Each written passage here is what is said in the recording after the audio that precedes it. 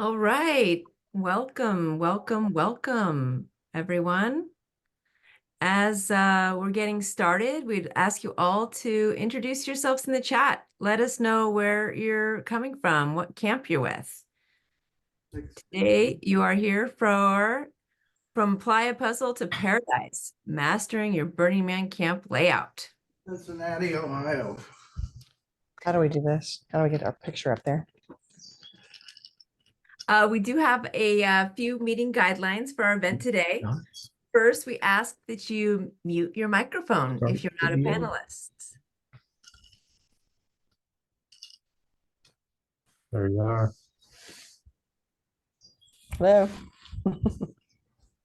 Hey, Jamie, you're on mute. Okay. Please mute your mic if you're not a panelist. If you have a comment or a question, please type it into the chat. Be respectful in your participation. Please be present. We're all here to learn together.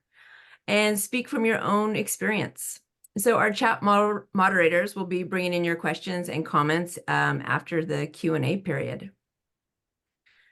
So after the talk, we'd love for you to take some time to fill out our feedback form. We are recording today's meeting, so there will be a replay, and you can check out replays of all of our previous Campfire Talks on the Burning Man YouTube channel. So here we go, Campfire Talk Season 4, Episode 5. Burning Man is the experience we make collectively, so we don't believe there's an expert in layout, nor is there one way to build a camp. Tonight, we want to focus on the participants' experience with layout and camp infrastructure. We're hoping that after tonight's session, you'll be inspired and excited for all that we create in Black Rock City. So for tonight's session, we'll be talking to a few camp leads that'll share their experience, as well as Wizard from the Burning Man mapping team. So without further ado, I will introduce our panelists. First up, we have Diana from Northwest Mist. Diana is one of the co-founders and camp administrators for Northwest Mist, which was founded in 2007. As the camp administrator, she's helped plan camps from 9 to 51 people. Except for 1 year, Northwest Mist has been placed in the 3 o'clock sector, and the last 5 burns have been placed on Esplanade. Welcome, Diana. Next up is Madame Ruby from Comfort and Joy. Ruby is the lead for Comfort and Joy, 20 years on Playa, which is an average of 130 to 150 campers. Ruby has been burning for 4 years, 1 year as lead, and 3 years in managing positions. Ruby is self-described as a alchemist tempering the hardiness of scientific realism with the enchantment of spiritual visions and creations. Yes, Ruby. Next up, the one and only Captain Ron.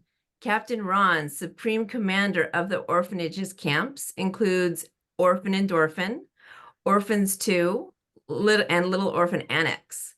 These camp range in size from 20 to 80 burners with the footprints of 50 by 100 and up to 250 by 200. I'm a jack of all trades, but master of none. Our camp motto is, we build better burners. Welcome, Captain Ron. Next up, we have Melda and Nima from Rumi's Tea House. Melda is the camp lead for Rumi's Tea House, which has an average of 60 to 80 campers each year. She's held a variety of roles in the camp.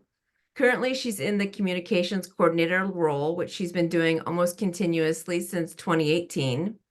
In 2022 and 2023, she also held various camp essential operations roles, including power and fuel, water and gray water, layout and kitchens, and has been part of the camp build and strike for several years. Welcome, Melda. Next, Nima from Ruby's Tea House. Nima is the camp co-founder. This will be his 10th burn and the 9th with Rumi's. He's held a variety of roles in the camp, and currently he's the construction coordinator role, helping the camp achieve a new level of sustainability. Aside from construction coordinator, Nima is also the Virgin Acclimation Guide for his camp and has been part of the build and strike for several years. Welcome. Bruce from Ashram Galactica. Bruce is one of the founders of Ashram Galactica and has been their camp lead for 7 of their 17 years on Playa. He's also been in charge of their camp map and layout since 2014. Over the years, Ashram has varied between 80 to 250 campers, having found a sweet spot right around 180. And lastly, we've got Wizard from Mapping. Wizard joined the mapping support team in 2020 to deepen his contribution to Black Rock City and learn more about what goes on behind the scenes.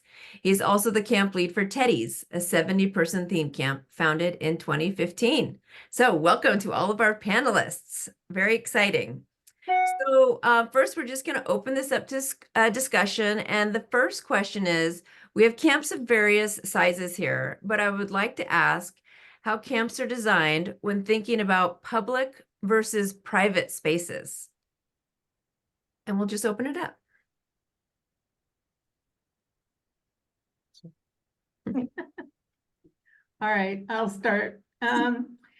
We've been on Esplanade now for 5 years. Before that, we were all over the 3 o'clock sector. But once we moved to Esplanade, it became that much more imperative to define our public space versus our private. We have a large misting tent, 20 by 30. We go through 1,500 to 2,000 gallons of water every burn. We also, one of the things that I learned the hard way is that if you put the misting tent on the west side of the front, as the sun sets, you get more shade. And one of the things we like to do on Esplanade is pull out chairs and watch Playa TV. And so, so we pull out a lot of chairs and we set it up in front, and we've had artwork, we've had a whole lot of things that go on in front. Behind that, we have a large commissary tent. It's a 60 by 30 tent. So there's a real defining line between what's public and what's private. It's also very important to manage your bicycles. And so we keep track of, we have a lot of bicycle racks to keep the bikes out of the road. So. Great, thank you. Who So else? I mean, I'm Captain Ron of the orphanage camps.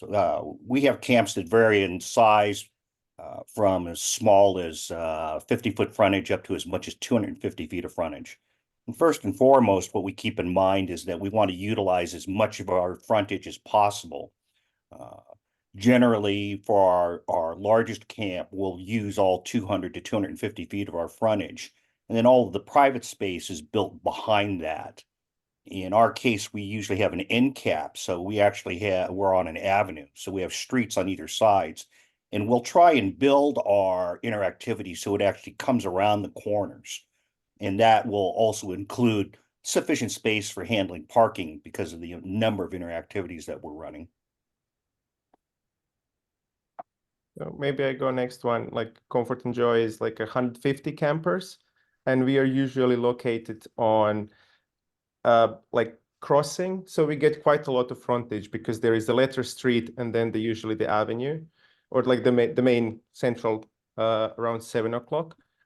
And for us, the frontage is very important because it's all colorful camp, and we use it a lot of flags in different day glow lights. So that's relatively effective way to define the frontage and make it interactive and all the time changing due to the winds. And also when we plan, we take 2/3 of our whole lot for the public space, and 1/3 is basically just private campers.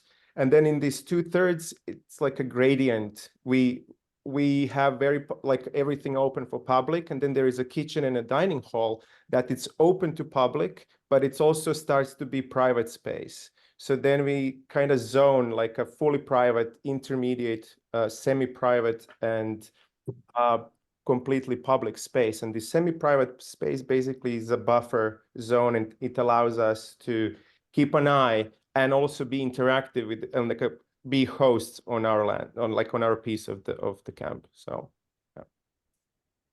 That's great. I love those different zones. I'll jump in. So I plan out Ashram Galactica. We're usually close to 150, 200 people, and that usually we've been out at the edge of the world at 9 and the edge for a few years now, where the streets are actually narrower. So we kind of get a long, thin strip. And like most of us, I think, we have we try to have a very clear line of like, here's our front of house public area, here's our back of house private area. And we one thing that kind of has really transformed how we think about our planning. We've had a number of incidents over the years with, like, one year we had a lot of bikes starting to get stolen from people's back of house areas. We've had a number of experiences of, like, suspected undercover officers soliciting drugs in the back of our house in our private area. And that's kind of led us to be a lot more considerate about tightening up the access to the back. Mhm. And this is kind of one thing where I know there's a conversation around RV walls and how burnery are they, which for a while we had a much more open back of house, but because of these problems, we've kind of come to the realization that we really need to have a lot tighter access control, and for us at least, the RV walls give us that benefit, which it really helps a lot. Actually, we've had many fewer problems since that transition. If I can jump in on that last point, because in my own camp, Teddy's, we tend to use vehicles to block off our public and private zones as well. But what I like to see from camps is having a way of, like, combining that with the stuff that Capt Ron was saying about trying to utilize all of your frontage and putting interesting things maybe in front of those vehicles, whether it's like some art on the street or just like some simple banner or something that's interesting. In terms of, and yeah, I think that sort of helps make just the city a more interesting and beautiful place overall. Yeah, for the last few years, we've been on a corner and our frontage is 100 and then 250. And so we can have quite the RV park, down one side. So I asked the group to please, think of things to do. And so we have one gal in our group who does big murals. And so on the side of a box van, she's been doing murals based on the theme for that year. And then down where the RVs are parked, we've got a wall of nature pictures, photographs. And the first year was a bit of a fail, and once the wind came up, but they've solved those problems. And so, just something to cover up the RVs so they don't look so ugly. But we've also, one of the things that I've had to consider is that back in 2016, a group of people tried to steal one of our mutant vehicles. We used to put the mutant vehicles out front because of the lighting and to add interest to the front. But after that experience, they were unsuccessful. The mutant vehicle wasn't going anywhere, but it really brought home that we need to protect them. And we had up to 4 mutant vehicles in camp. So they're in the private sector and with a small access road to them. So, and since then, and we also put the RVs and the trucks and the buses and whatever else people are bringing. We circle the private area in part to add protection to those people who are in tents and yurts and things like that. So far it's worked out pretty well. Nice. Well, I'm just going to ask this question now that's in the chat, and it's for Ruby. So for the semi-private method, it sounds interesting. And can you see all the way from the private space to the street, like no tents that block the way? No, the semi-private is more that we have control over people who are our, like, guests, that they don't walk into, like, basically the semi-private is a part is the entrance to the camp. It's designed in a way that in order to enter the private part of the camp, you have to go through this semi-private, which is basically a fire cauldron where we always have every night our campers, that they are practically just sitting there, enjoying their evening. And, it's attraction for the guests, but at the same time, they're keeping an eye who is probably going into the private side of the camp. And then we also have our trailers positioned that they create a shade in that same region. So there is always someone from the camp that, can interact with people, but also, you keep an eye. So it's never like a completely abandoned or like a empty space. And then like to chain on something previous, when it comes to the frontage, we also ask our campers who of them would like to be more open towards the frontage. So also like if they have some of their offerings, or like serving drinks or barbecue or something. So they decided to just take this front row and add some art, So it basically you kind of allows your campers to have separate private offerings to the city. So I mean, there are ways to deal with the frontage. Nice. And moving just to talk a little bit more about private space.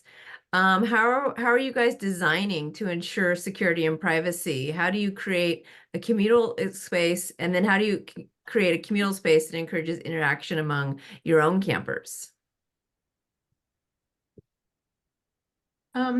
Well, especially on Esplanade, real estate is at a premium. So we try to put as many people as we can in the smallest space we can. But we have a large 60 by 30 commissary tent. Half of it's the kitchen and dining room. We can actually sit 50 people. The other half is for, we call it the tent ghetto. We can put up to 9 tents in there. So it adds extra protection from the dust and the heat and the noise. So between the misting tent, which is a real draw, especially on the hot days, to the dining room, and then I tend to limit the number of pop-ups that people want in the camp. So we all seem to congregate in those areas. I recommend, if you have the opportunity to do some very creative geometry.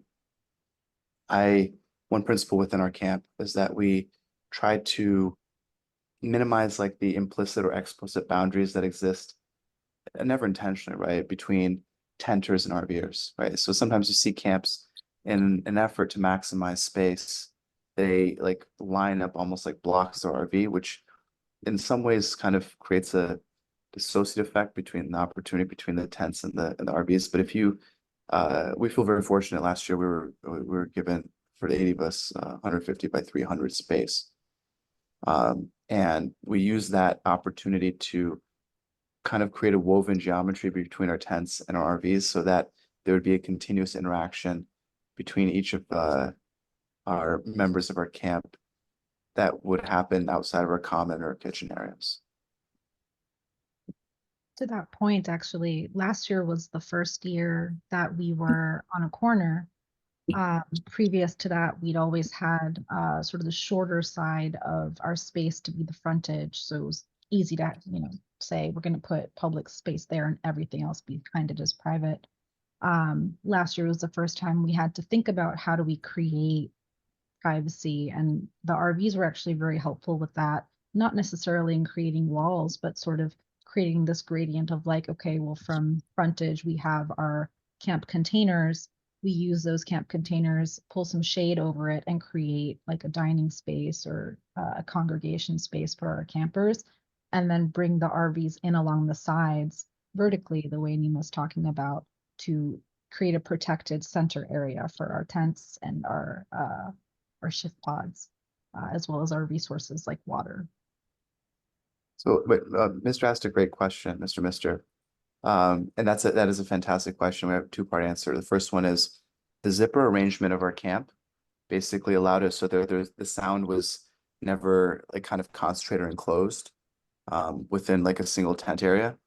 So that's kind of, it was almost like a teeth together, which is what gave it kind of, there was always a sound outlet. Nothing was reverberating off a wall. But similarly, and that's a great question, we actually we're having a meeting with our field coordinator this year. And we've decided we want to, we saw some other camps do something similar where they had like an encasement for the generators, like a little housing, such that I have enough to breathe and enough to channel the fumes out, but also to dampen the sound. So we hope someday to get truly toward like a solar soundless solution. But we imagine that there are steps on the way. where we may do more centralized. We'll start with dampen generator, then centralized, then from there. Nice. And for anybody who wasn't looking at the chat, the question was, how do you manage the generator noise from the RVs when they're intertwined with the tents? So that's what Nima was talking about there. Yeah, I want to just jump in because that was a really great point that Nima brought up, which is adding irregularity into your design is a great way to make it feel much more organic and kind of vibey. You know, I mean, it's always tricky with your constraints, but trying to like limit long lines of sight, you know, makes it feel cozier. It also helps a lot with just security again. Like if people see a way in or a way through, they're going to take it. So we try and limit that.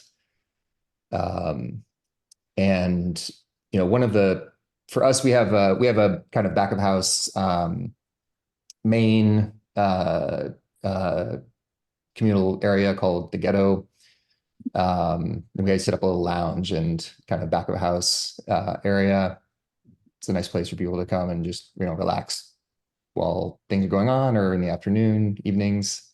And one thing we've kind of discovered also over the years is we've found a way to essentially align RVs into these U-shaped courtyards, which turns out to be nice because the RVers usually have, you know, a little more gumption to bring some creative lounge and shade setups that they can set up in that center area. It also gives a place for bikes to go that's, you know, close to your home. And it's kind of right next to the tents. So the tent people are pretty close and can intermingle with folks in the RVs or, you know, or hexiarts or bell tents and things like that. But yeah, the point on irregular design, I think, is really near and dear to me as well. So that was a great point. If I can jump in, the solution that we've always had in my camp is just to essentially build something that's more enticing than the place that you're sleeping. So like have a really cool communal hangout area where you're all eating food, or like build a really cool lounge that like everyone just wants to be in because it's so much more awesome than like hanging out in a tent or an RV. Yeah, Nice. I could just take on what both of you said. That's pretty similar what we do. Like I have a cozy lounge area in the backstage where the people are. And then also the semi-private space is considered that people want to spend most of the time. And that's where we have dining hall and the kitchen. So it's like a part of our camp. Nice. Well, I love that kind of point about irregularity, but it does make me think of the question. So, like thinking about fire lanes and fuel delivery and pump outs and other deliveries, do you guys have some lessons learned around that, especially in the context of kind of an thinking of irregular placement design? So the fire lanes are only required for camps that exceed 150 feet in one dimension. And that fire lane has to connect to either an avenue or a street. Now, because our camps are generally 200 or 250 feet, we just run the fire lane across the back of our camp.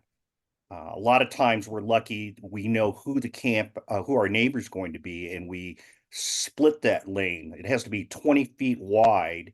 So we'll use 10 feet of our property, and the neighboring camp will use 10 feet. And then that way everybody maximizes their actual square footage for their camp layout. And it's a really fair and equitable way to do that. It's really important that you have that fire lane go straight through. I see designs where people try to build a fire lane in a U shape or maybe diagonal through the camp. And a lot of times it's an issue because it'll dead end in a camp, and they really don't like that, especially if you're trying to design a lane for gray water pump outs or fuel deliveries. They have to be able to drive straight through. They don't want to have to back out. So that's why that type of a dead end fire lane is not very effective or desired. Yeah, they cannot back up and they do not make U-turns. And so my camp, we get water deliveries, we get fuel deliveries, we get pump out services, and it all has to be within 20 feet of a straight through. So, yeah, it limits, you know, you've got to keep all of that in mind when you set things up. Early on, we had did not take it into consideration and found out the length of their hose and came up short. Luckily, our neighbors had a way to get the hose close enough. So, yeah.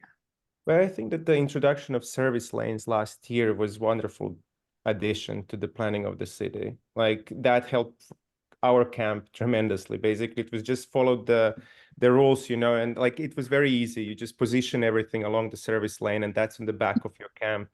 So from that point, you know, my lesson learned was like just follow instructions what the Burning Man was kind of providing to you, and it kind of worked out.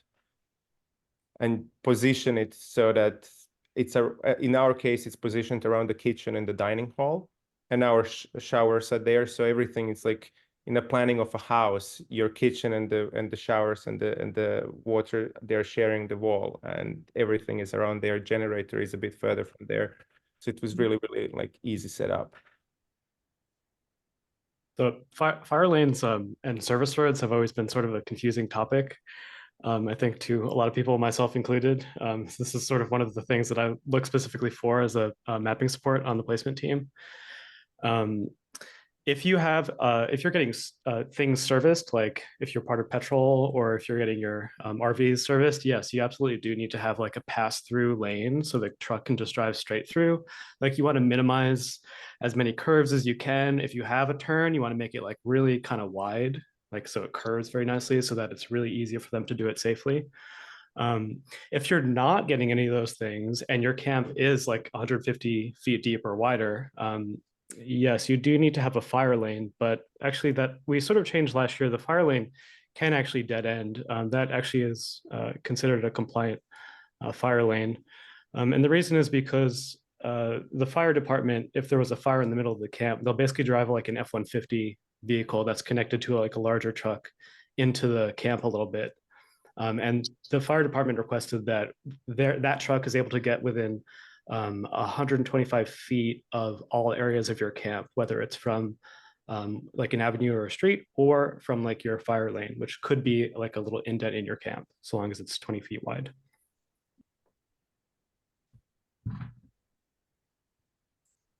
Nice. I see a couple more fire lane questions in the chat here. So how can you know that your fire lane will go straight through your camp if you don't know what will be behind it? And additionally, is there a way to know who your neighbor will be so you can coordinate the fire lane? Yeah, in the last few years, placement has given us access to our neighbors, so we know who they are. And then you start negotiating. I'll give you 10 if you give me 10. So far, it's worked out pretty well, though we did have one neighbor. In the first time we were on Esplanade, we were mid-block, and we just ran the access from Esplanade to A. We then had a neighbor in a subsequent year who did not want access to Esplanade because of the traffic. And they ended up, you know, I gave them part of our backspace, and they did a big U through their camp. They had a lot more room than I did, but it was an interesting negotiation that continued on Playa. So one additional note that I'll give is that the fire lane is dual purpose for our camp, since it extends the entire length of the block or depth of the block from street to street. We actually use that for access for our RVs and for our campers coming in throughout the week. Another thing that you want to make sure that you do is that you actually have a way to block that fire lane off with some type of a temporary barricade. We use the 6-foot fence posts, T-post. We drive them into the ground, and then we use the avalanche, this orange plastic snow fence, and we just string it across there. So if there were to be an emergency, any vehicle could just drive right through it. No problem at all. We just secured them onto the T-post with bungee balls. This also alleviates foot traffic trying to take a shortcut across from block to block. On the same line of thinking in terms of dual access, one of the things we like to do is we place our fuel area right along that fire lane as well. We typically don't get fuel delivery, but the fuel storage has to have a wide circle, kind of what we call a no spark zone, where people can't park cars. And we don't want to put tents too close to it. The whole idea is to give the flammable space, in case something goes wrong.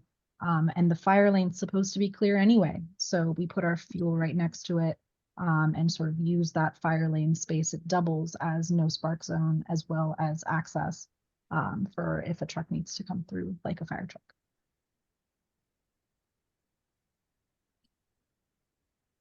Nice. I love that tip because fuel storage can just feel like it takes up a lot of space in camp when you're figuring it out.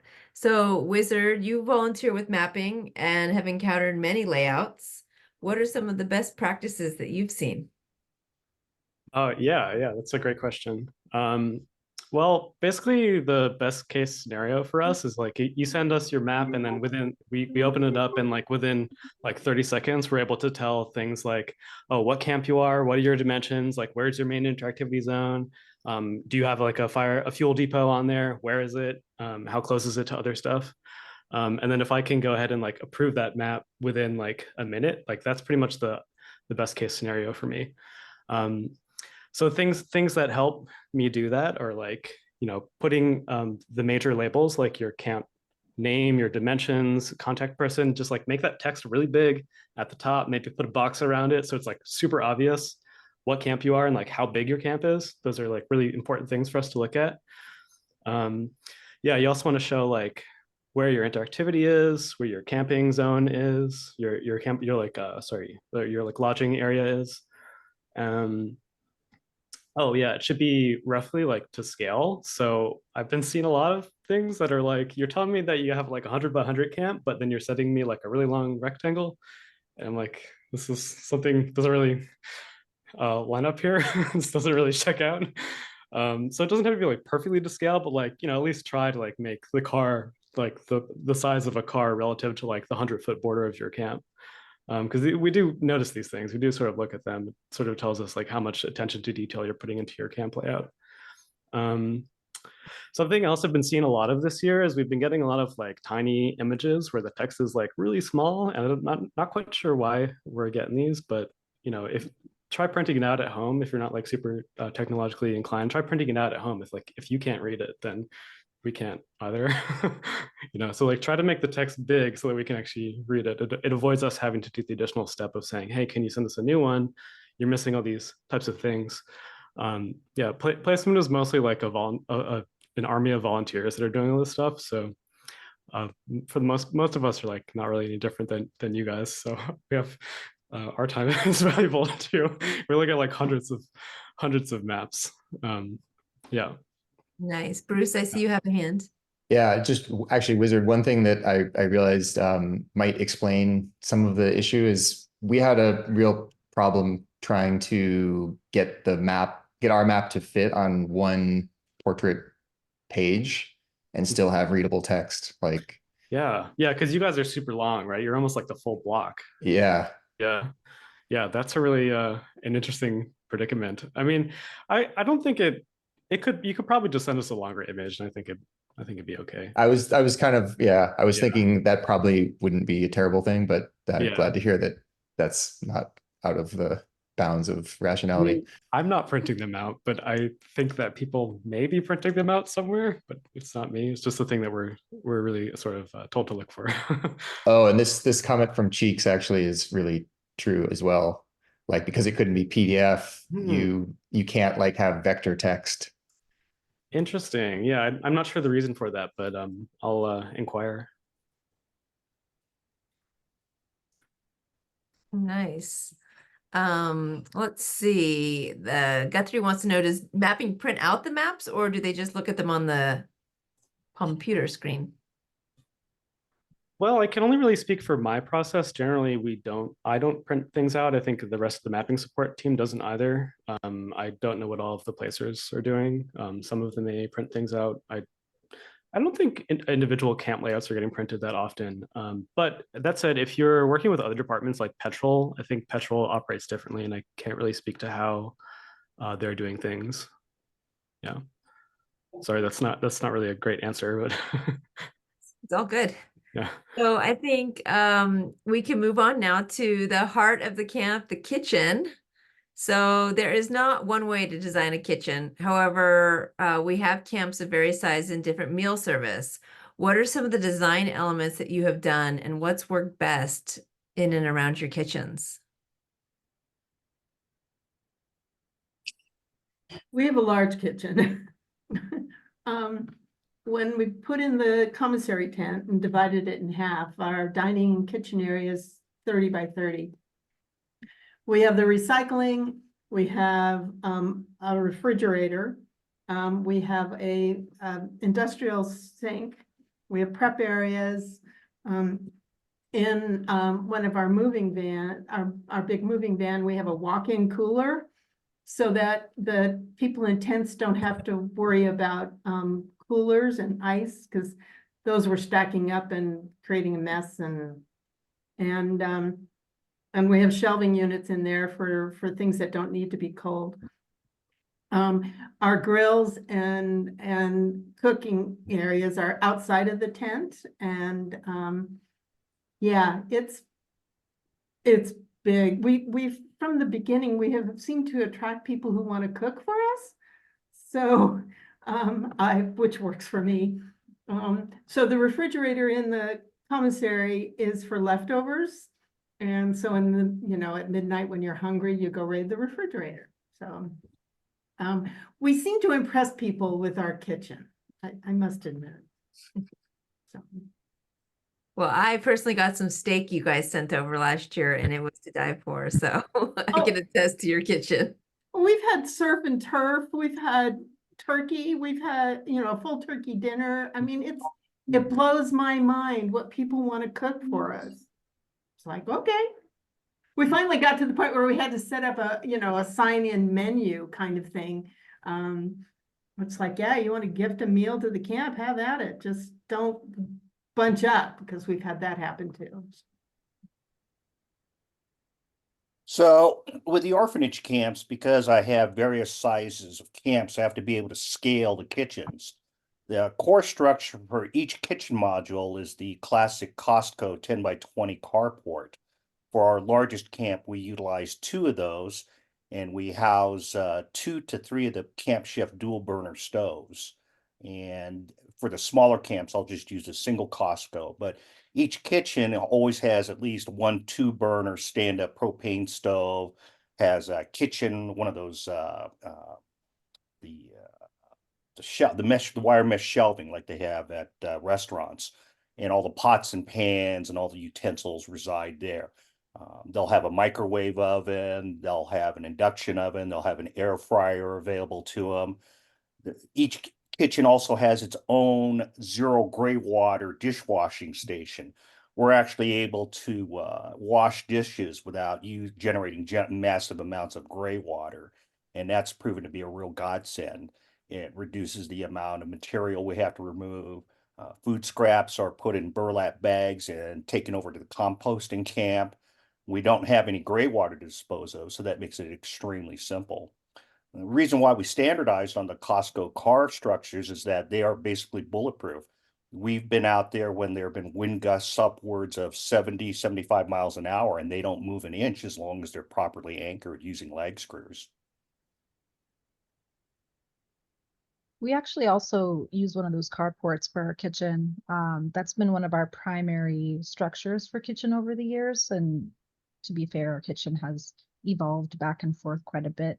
One of the reasons I love these carports is because while they do create shade and privacy, they still allow for a good amount of airflow.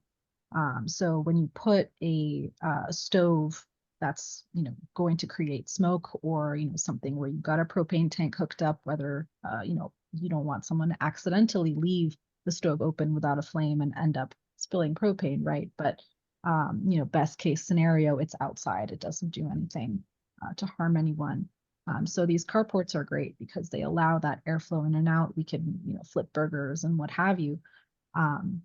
It also allows us to put our, we have one freezer. We put the freezer in there as well, and freezers generate heat, which can be an issue during the day if you put it in too enclosed of a space. So essentially, we use our carport for these sort of like heat and smoke related pieces. We set up some like picnic tables, foldable tables along one side to give people counter space to work with. And then something we recently started doing is we repurposed one of our camp storage containers. So we placed it close to the kitchen, such that, you can kind of walk out of the kitchen and take a quick couple steps into the container, and there have some more tables with, dry goods, like where we keep rice and pasta or extra paper towels, anything that's not going to be affected by the inside of the container getting too hot. And that creates extra space, and it doesn't get too cluttered inside of the carport kitchen as well. So Comfort and Joy has also a similar approach. We have a kitchen trailer where we have the fridges and the freezers and the dry pantry. And then there is like a 20 by 20 feet tent that has industrial oven, like a full restaurant, like a gas run oven, which we use very much for all our meals. It's like a godsend gift, you just put it in, turn it on, and like a hands off, just to monitor that it doesn't something funky doesn't happen with the fire. There are a couple of burners, and then also a washing station, and it's basically all designed in a kitchen triangle that like the professional kitchen should be designed. Chopping stations, and it's connected to dining hall, but there is like a space in between where we have the serving area, and also like it creates this nice flow and makes it cozy, and people can hang out there, so it's not boring when you're cooking, because you have other camps who are like campmates who are there enjoying drinking and so on. Yeah, and there was a question about the meals. We do 2 meals a day. Every day it's like a freshly made meals. So yeah. One thing that I forgot to add about the Costco design, or really any camp kitchen, you want to have a really durable floor in that kitchen, because you're going to have food scraps falling, and it's going to be a pain in the ass to move that area. We've found over the years, now we're actually on our 10th year using used billboard tarps. They are typically about 10 to 25 mils thick, and they just don't wear out. They're dirt cheap, and they're just bomb proof. The only trick is that you got to make sure to put the tarp down first before you start your structure build. Many times I've wandered into camp when they're doing setup, and the kitchen structure's up, the carport's up, and I'm looking down at the ground, looking at the dirt, going, "Where's the floor?" And everybody looks back at me like, "Oh yeah." So yeah, kitchen's a huge topic, and I'm glad there's a separate session on the details. But just from a layout perspective, we have a 20 by 20 tent that's kind of the center core of our kitchen. We graduated from the Costco model. We still have one Costco 10 by 20 attached to one side, which we put our grills and burners in. The main center is for dry storage. We have a central prep area and a sink plus, counter space for doing dishes and things. And now we've actually been moving our whole storage system into 20-foot side opening containers. And we're now butting up one of the 20-foot containers side opening into the kitchen. So it kind of extends the kitchen out another, 8 feet. And we actually, logistically, we have over under kind of household refrigerators that we use essentially one per day. We do 2 meals, we do breakfast and dinner. And so like everything for that day's meal goes into that refrigerator. So the meal team knows like, okay, I pull things out of here, don't need to like mess around with anything else. And now that we've got this new container, we can like leave the fridges in the container versus having to like load them in and out of trucks and all this stuff, which is understandably a bit of a headache. I love the day fridges idea. I may steal that one because people in our camp always they have a hard time telling like what we're supposed to eat when. Yeah. And then they're afraid to eat things, and then we end up with like a lot of leftover food, and it's like take this food home.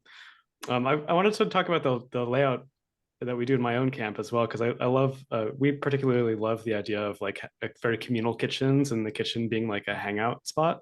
So we have 3 carports with like walls on 3 sides, and then the one side is open, and then there's a walkway in the middle.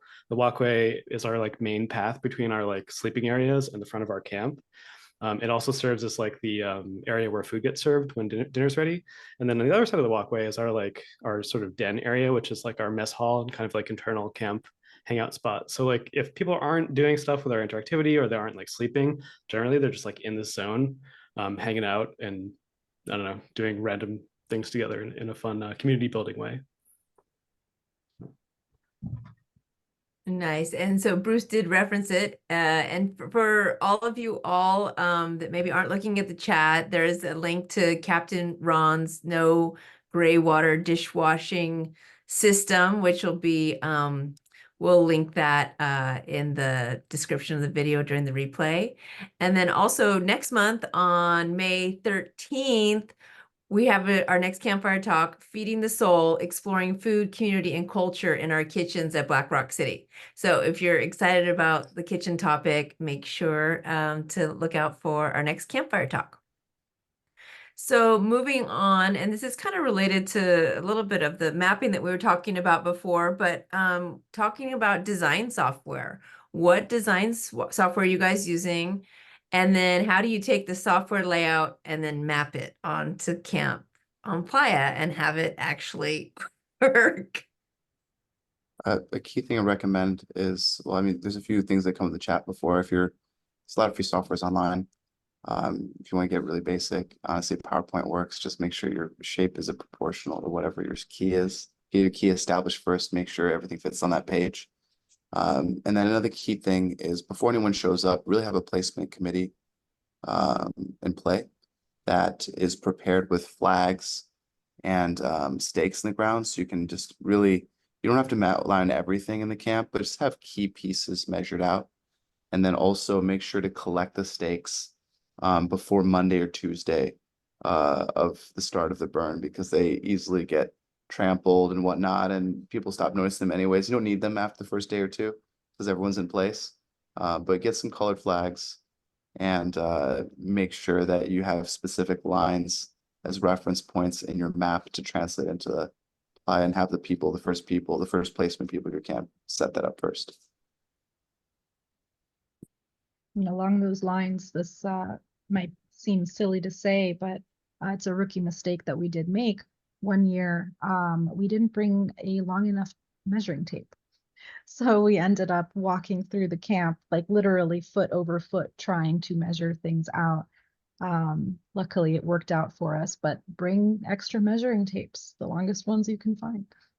The tool that Wizard posted in the chat is basically, I think, one of the magical things, that help really a lot when you have to map it, like this, like walking mapper or whatever it's called. I don't know. My English is not my first language. Yeah, it's basically just a wheel, and it tells you how many feet you've wheeled over, and then it folds up and you put it in a little pouch. It's great.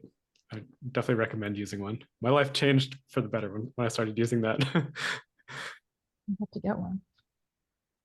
So I've done 13 camp plans down through the years. I used Excel because I lived in Excel and it was just the easiest thing to do.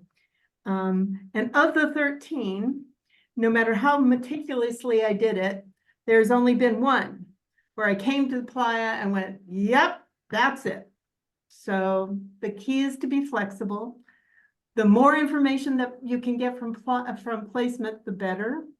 Last year's challenge was we didn't find out until right before the burn that we had lost 250 square feet out of the back. They had given it to our neighbors.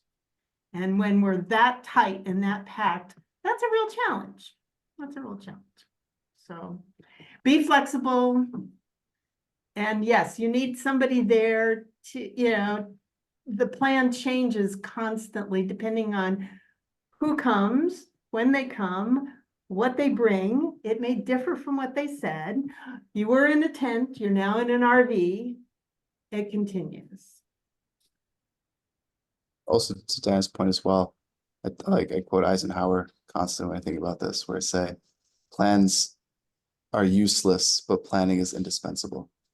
So like, I think just having that opportunity, like even if you don't come up with a perfect plan, you will discover that through these conversations with your campmates, kind of like implicit policies will emerge, right? You'll discover what your values are, like how you want things set up, or how you want things grouped. And that by itself saves a lot of discussion when you get to Playa. I had one comment on like translating things from the digital world to like the physical world. When I'm doing my camp layout, often I try to pick just a couple like anchor points so that I tell people in Playa, okay, you'll start like build this yurt first, and then basically just build everything out from there and kind of pack it in tightly. And then usually I'll leave some kind of like wiggle room in the middle because nothing's going to be kind of exact, but just having that sort of buffer and then telling people where to start building things and then build the next thing and then the next thing and the next thing. Usually that's worked out pretty well for us.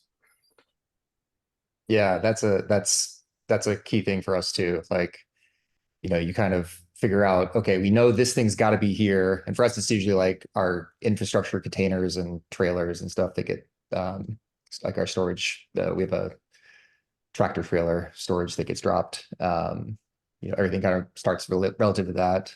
But I kind of inherited the map from a guy that was using something called OmniGraffle, which is useful and we still use kind of for two reasons. One is you can do everything in native feet and inches. So when I'm sizing everything, I just know, okay, 8 feet, 4 feet wide, great. And I can also do it offline because this is one thing, back to the irregular design principle. For us, that also translates into, I try and keep everything very tight so that there's no like wide open spaces that give you long visibility and things like that. But it means things really need to be pretty precise. And given that everything changes, I bring a laptop and a printer and I'm redoing the map. It's gone down over the years, but it's been as many as 20 times as we're building out camp. And I'm notorious for, here's camp map 14A. And then somebody else is like, oh, I only was on map version 12. I'm like, okay. Or like, what's the latest version? Here, it's 18. Yeah. Any other software recommendations? Well, do we have access to the slide decks or the pictures that we sent to you that we uploaded to you? Yeah, Puppy.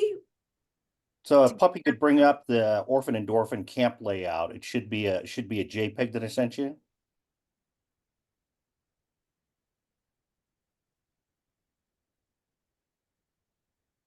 While he's doing that, I'll start. We originally started with using SketchUp design software, and it was a really steep learning curve, but I liked the details that it provided. Plus, you had access to a library of pre-rendered objects, so it was just a matter of dragging and dropping them in place. You just laid out the dimensions of your camp and then just started grabbing items.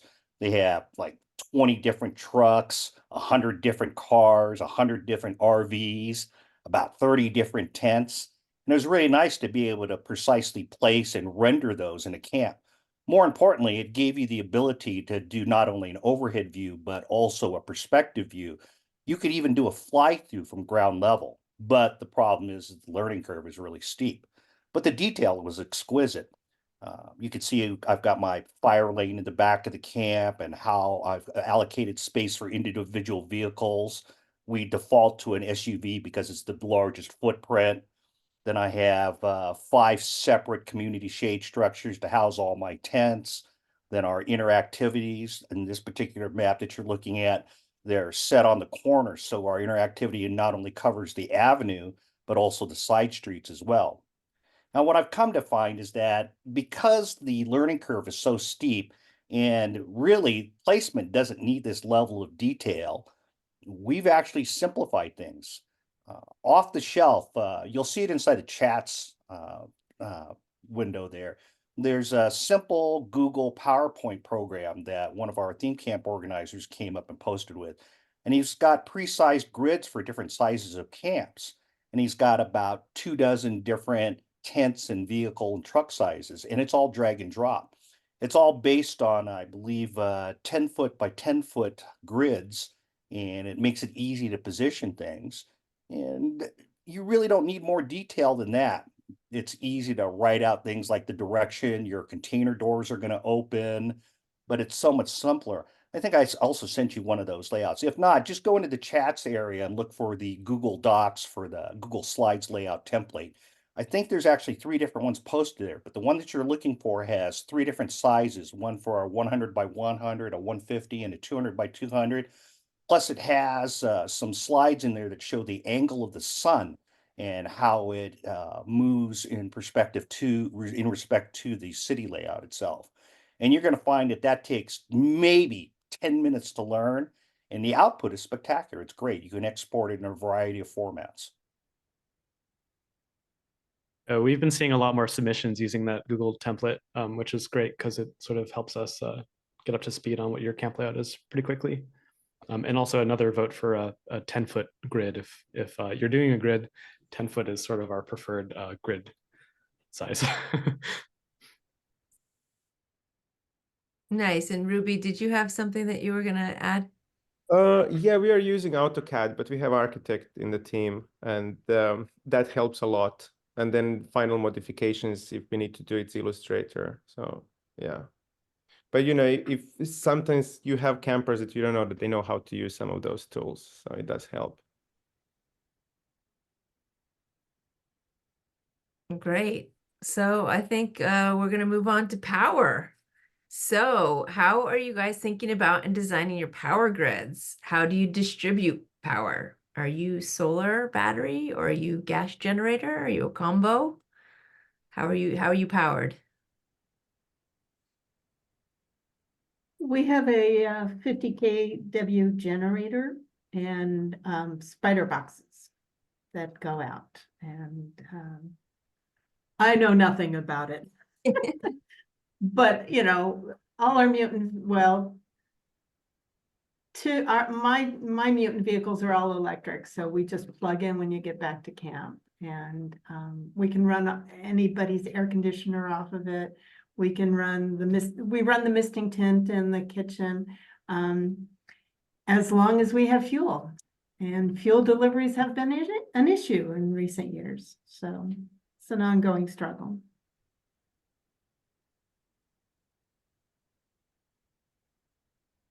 We've used a pretty simple power setup. So our camp doesn't offer a grid necessarily for our campers, but we do need power for our freezer, for our lights, as well as for our music booth. And so we like to put our generators in a spot where the exhaust isn't going to be pouring into, tents. So typically this will be behind the kitchen, maybe close to the fire lane. And we love the little portable like Hondas or Generacs, easy enough to pick up and move around and just put on top of a tarp. We'll dedicate one to the kitchen and one to the music, and then one to lights wherever it makes sense, and just sort of try and keep it streamlined.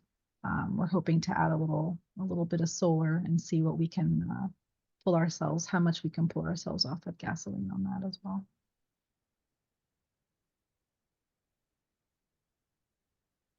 Yeah, for us, we do run a power grid.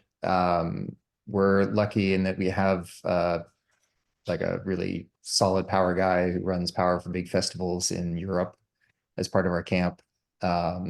So that's one thing I kind of offload to him as far as how do you route things. There's still the mysteries of how do you balance the 3 phases that I don't yet understand.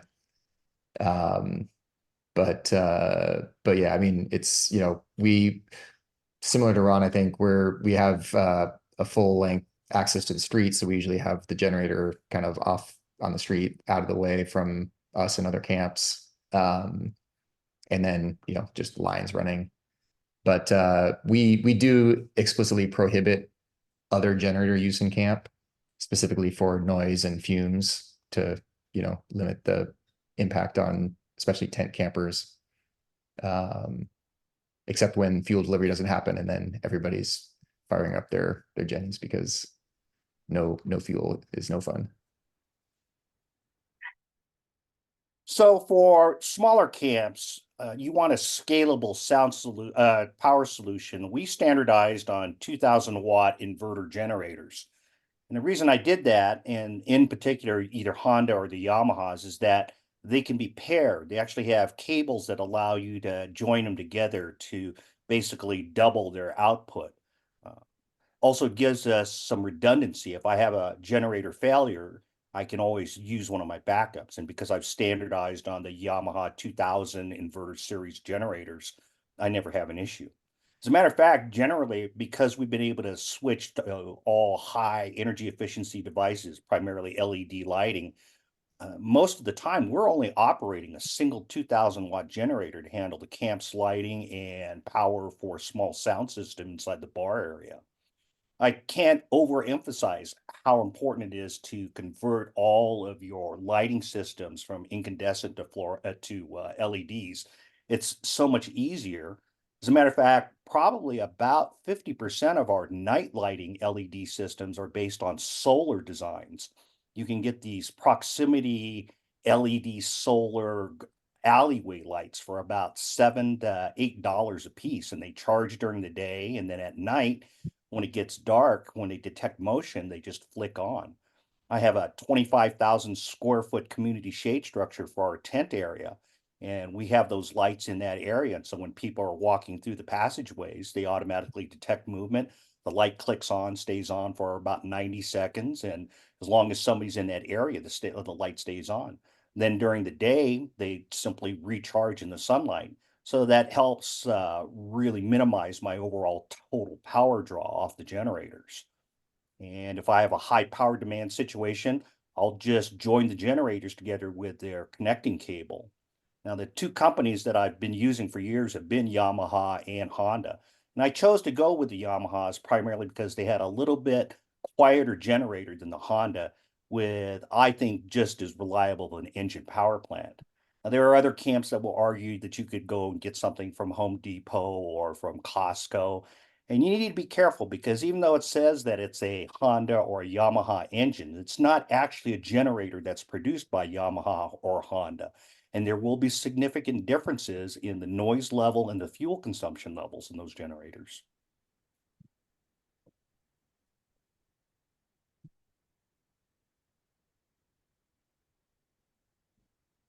Nice. Any more thoughts around power? That's something that maybe hasn't been said before, as if you're running a power grid from a generator, one thing to consider is the length of your cables, because voltage will drop over a certain cable length. So basically you're sort of limited by distance between your spire boxes and your main generator. You're limited by your cable length. It can only go so far until it becomes effective. So I don't know if I was making a point aside from that's something that needs to be considered as you're doing a camp layout. You know, in terms of like if the camp is really long, how is that? What are the power implications for that? And then the second thing I wanted to mention is if you're crossing like service roads with cables, you're probably going to want to trench them.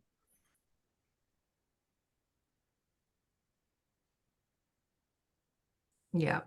And we had a thing last year where we trenched our lines and then we were told that we could not drive over them once they were trenched. So that was a bit of a placement, like, you know, okay, we can't lay the power yet until we get the thing in. And so that was just something that was individual to our camp last year, but that we dealt with when we were trenching lines. I'm sorry, who couldn't drive over them once they were trenched? Just they recommended the campers and RVs and cars not running over the trenched lines. Huh. Interesting. So I'll add that for trenching, we really don't have to run a long line. For sound containment, we actually keep our generators in our container. We have one of the Borg 10-foot by 20-foot shipping containers, and our generators sit up on milk crates inside the container itself. Then we're using a 10 gauge. It's a really thick extension cord. They are expensive, but the 10 gauge gives you a lot of copper there and a very minimal amount of resistance over a run. I think our longest run might be 100 feet.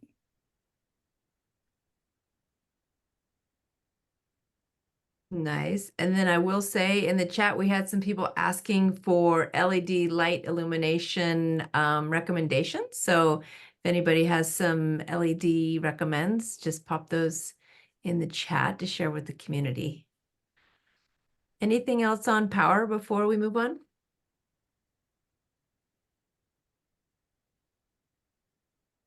All right.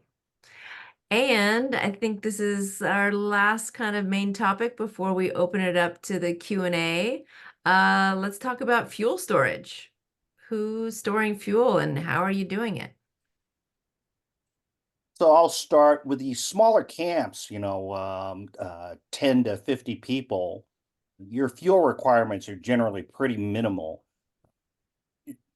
I think the limitation on Playa is you can't store more than, I'm pretty sure that it's 20 gallons or 25 gallons within camp. And that's easily accomplished using simple 5-gallon gas cans. A lot of people end up just buying the simple red plastic ones at Walmart or at Target.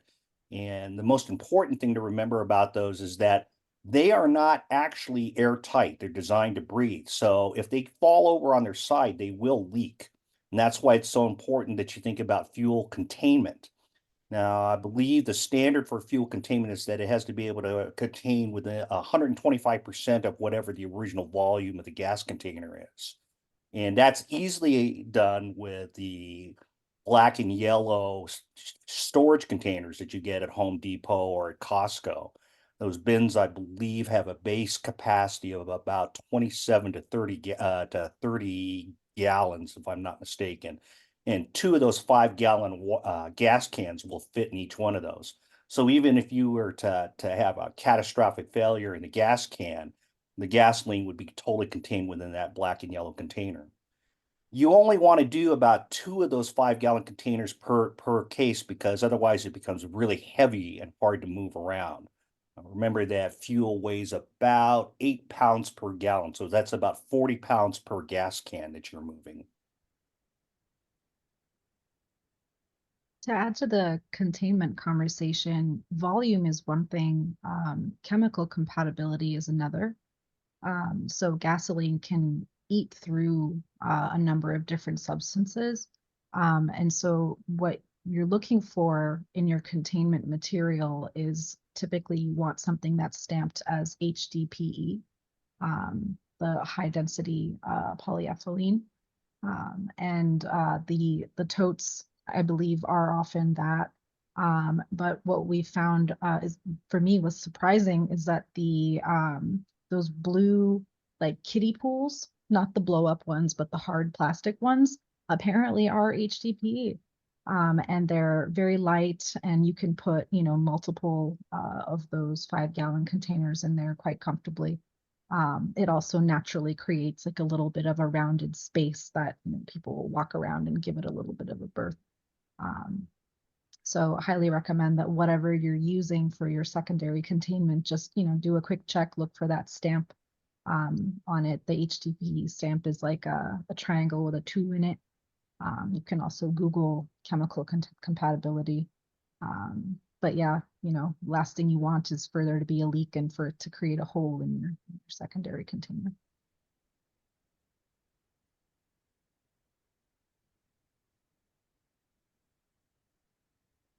Great. And then in terms of storage, the perimeter around the fuel storage, in terms of placement, curious if there's any strategies around that.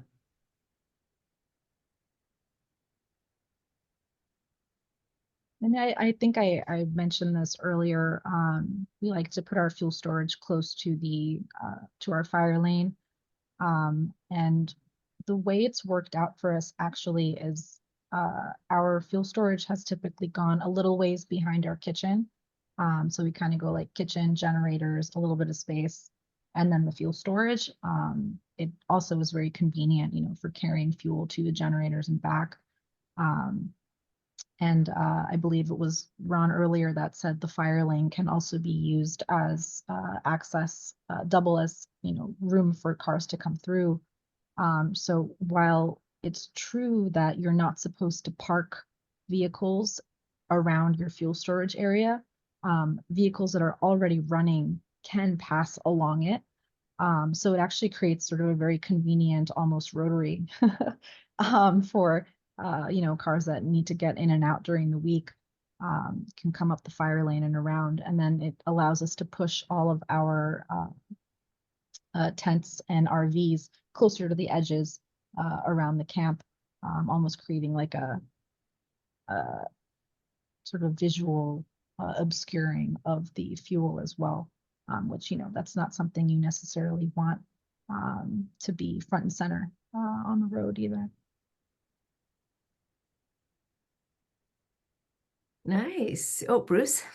Oh, I was just gonna say, I mean, we actually didn't have a fuel storage area until a few years back. We started it actually after the great gas drought of whatever year that was, 1922, I forget. But so now we have some backup fuel that's there. But generally, you know, and we keep ours by the generator because it's really generator backup fuel. And it, you know, similar to I think what Melda was saying, it's next to a service road, so it's, you know, has a little bit of extra space there. And we have a bunch of power like bins for all the distro cables that sits next to our generator, so we kind of use that as buffer space also for the fire perimeter on the fuel.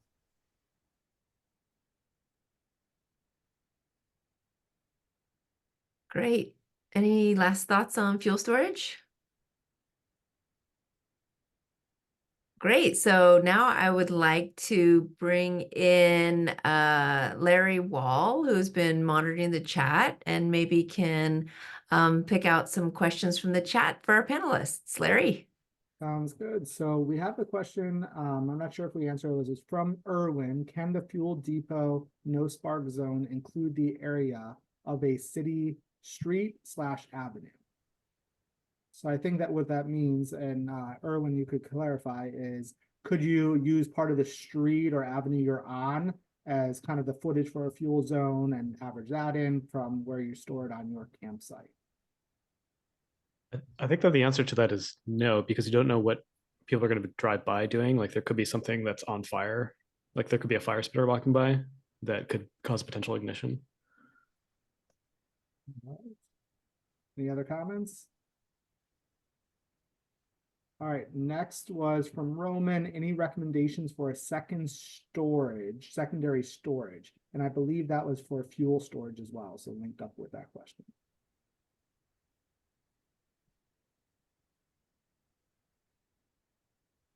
May I interject here?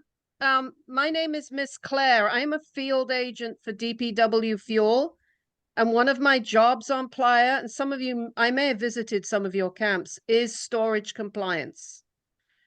So I may be able to help answer some of these questions. And the 10-foot, being close to the road is, you've got to be careful. And our main concern over that is passing traffic and somebody having an accident and literally driving into your fuel storage, which you don't want to happen.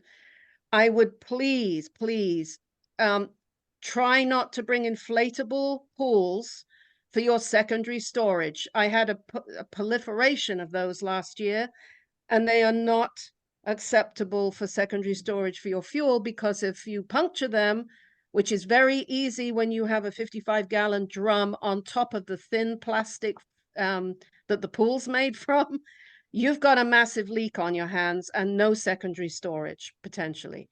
So I've been pushing for our department to ban those, to be honest with you. And it's me who's been bitching about that one. But any other questions regarding storage? I hate to butt in, but that's my job for DPW, so I'm happy to help with that. Nice. Thank you so much, Miss Claire. I'm glad you came off unmute, and yeah, I appreciate that. And I also see that Carlos put in fuel storage guidelines in the chat as well. Great. Larry, anything Sticky, else? Yeah. Sticky, this is Puppy. I'm gonna jump in for a second too, because at our Ask a Placer Campfire Talk, we were told by a placer that it's okay to have your fuel storage in the middle of your car park. If cars aren't going to be leaving, they're not considered ignition sources. And that was a game changer for us, because we have a place where we're parking a bunch of cars, and if you can put your fuel depot like right next to the cars and they're not considered ignition sources, that saved us a bunch of space. I hate to counter that one. They count as a source of potential ignition. Okay, I thought I might correct that. Thank you. Yeah, so if I came by and saw that, I would come in and have a chat. My understanding was that the fuel could be stored. The vehicle could be 10 feet away from the fuel storage, but you could put it within 10 to 25 feet, which is the second ring that's shown on the diagrams. Yes. Yes. So that everybody's fuel storage is different. I can tell you that, because all the camps are different. And so, yeah, as long you absolutely shouldn't have it within 10 feet. We prefer it to be further than 10 feet if at all possible. And if there's any chance any of the vehicles are likely to be moving, then they have to be more than 10 feet away. Great. And I see Papa Bear from Placement has a hand. I just want to jump in too, because I've chatted with Hotspot, especially around this last year as the utilities manager, and we did chat. Like, RVs are ignition source, right? They have electricity running through them. You're using lights, you might be cooking something. That definitely needs to be 25 feet away. A car that's going to be parked for the duration, you're not going to start it, nothing. 10 feet is okay, because it's not going to ignite on. You're not going to be turning the engine on. It's not going to be opening up and having electricity run through it. But again, the safest thing is keep that fuel as far away from anything that could be flammable or could ignite something. But 10 feet is okay, as long as you are sure that car is not going to be started until you've got that fuel away from it and you're leaving the event. Awesome. Larry, any other great questions coming from the chat? Yeah, so earlier on we had, and I saw one comment in the chat, but what are your ideas to like Zaza up your frontage with decorating things that don't take a lot of space to transport? So flags, yes, lighting, yes, other ideas. The zhuzh.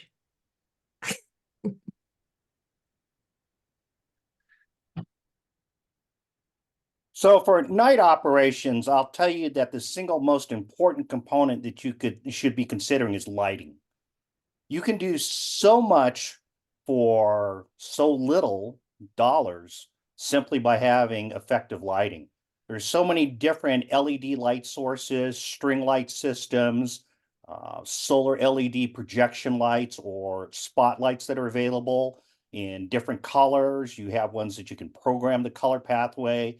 But you look at the money they spend on lighting movie sets and what a difference it makes to the feel of a movie or a restaurant. I'll give you an example there. Think about your favorite restaurant and the way the mood is dictated by the type of lighting they're using. You can easily replicate that with any camp frontage. Bang for the buck, I would tell you, spend the money on lighting. Excellent. Anybody else? All righty. Next question we had was from Mr. How did you provide a shade layer above the tents? I'm also trying to provide central shade structure from which the tents sit. So like a shade above the tents. I think someone was talking about. I think this was for Rumi when we were talking about like this concept of like RV tent, RV tent. How are the tents getting shaded in that scenario? So Mr. says it was answered in the chat, so good. Oh, Perfect. okay. We can move on. Let's see, from Kim, are you making meals on site or prepping beforehand? If prepping beforehand, how are you making that happen?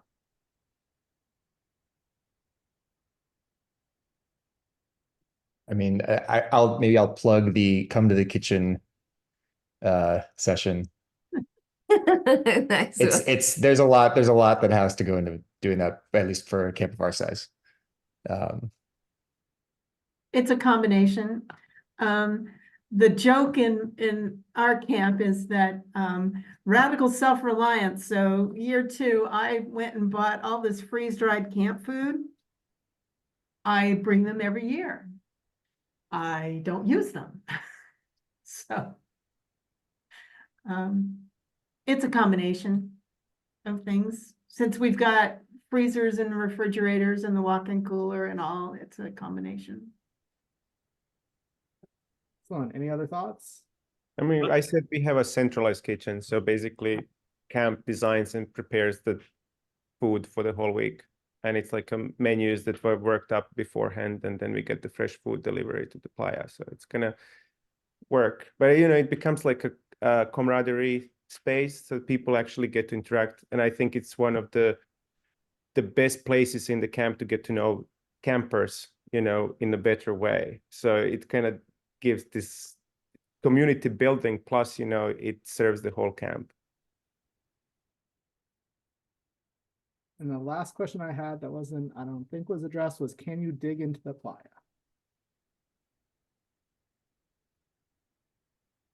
It's discouraged. Yeah, I think that's a great way to answer that. It's discouraged. So awesome. Well, thank you all so much for joining us around the virtual campfire talk tonight. We hope that everyone feels inspired. Thank you so much to our panelists for sharing your wisdom, hard-earned wisdom over the years. So that's much appreciated. We would ask the people on the call, please take some time to fill out our feedback form after the meeting. Let us know what you thought. Maybe there's a topic you would like us to have a campfire talk on. Let us know. We want to know. And I'm going to go ahead and plug this kitchen talk one more time. So it's Monday, May 13th at 5 o'clock Pacific. We're delving into the realms of kitchens, food, and cooking in Black Rock City, embodying the spirit of the 10 principles. Our conversation will center around strategies for minimizing and managing food waste, nourishing ourselves and our community, optimizing refrigeration methods, and our creative kitchen as a tool for acculturation, participation, gifting, and communal effort. Nice one. We'll explore ideas that are scalable for camps of various sizes and relevant to both newcomers and seasoned participants. Be prepared to share your triumphs and obstacles encountered in the BRC kitchens, along with your cherished recipes that have stood the test of time. So awesome. Thank you all so much for joining us. And we hope you join us next month on next month's call. That's a wrap.